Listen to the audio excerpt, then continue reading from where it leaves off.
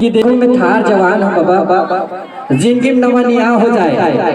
बाबा संत राम बाबा देख मैं थार जवान हूँ, जिंदगी में नवनिया हो जाए। अट्टे मोर मटकुरी खोज के रख, अवैया मेरा मोर बिहार हो जाए।